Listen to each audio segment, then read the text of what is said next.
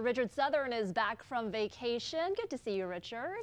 Good to be back. How are you, Erica? I'm doing well. Glad to have you back. And here with today's top business stories as usual. This first one comes just in time for the busy holiday travel season.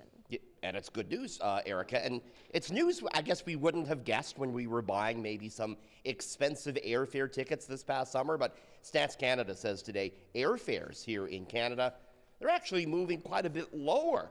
Stats Canada says on a whole, airfares are down almost 20% year on year, or were down almost 20% year on year in October last month.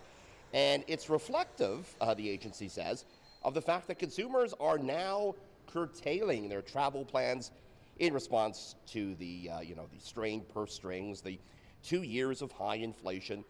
Bookings are up for Christmas and New Year's, but they're way down in all other periods in the coming months. And increased capacity is another reason prices are starting to fall. There are more seats on the market. Now, having said all that, airfare prices last month were about 4.5% higher than they were pre-pandemic, Erica. All right, policymakers have been trying to slow down inflation, and slowly but surely, it might be working, Richard. Indeed, we got the latest reading on inflation in today for the month of October. And it cooled off again, Erica. Inflation slowing to 3.1% year on year in October, getting back close to the Bank of Canada's target rate. And it is leading some economists now to predict that the Bank of Canada certainly won't be hiking rates when it meets again on December 6th. In fact, many economists think a rate cut could be on the table now as early as next spring. The drop in inflation in October was led by gas prices.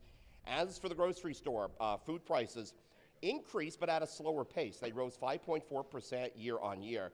That's the slowest pace of food growth in 2 years, and it's the fourth month in a row of slowing price growth. One footnote on grocery prices, Erica.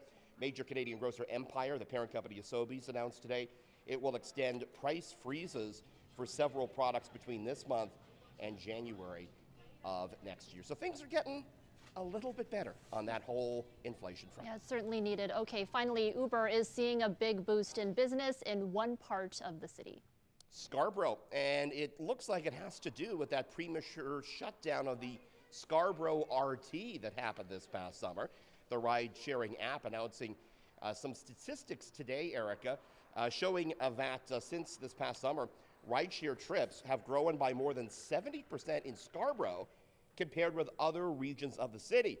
According to Uber, a lot of these trips are customers looking to connect with Kennedy Station, what with the no more Scarborough RT running into Kennedy.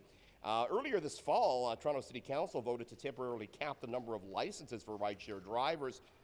Uber today, in announcing this, claiming that that will negatively impact Scarborough residents, suggesting that the regulations could lead to increased prices and higher wait times. One thing certainly for sure, Erica, I think Scarborough residents are left paying higher prices if they're looking at services like Uber to make up for the shortfall with the RT now down.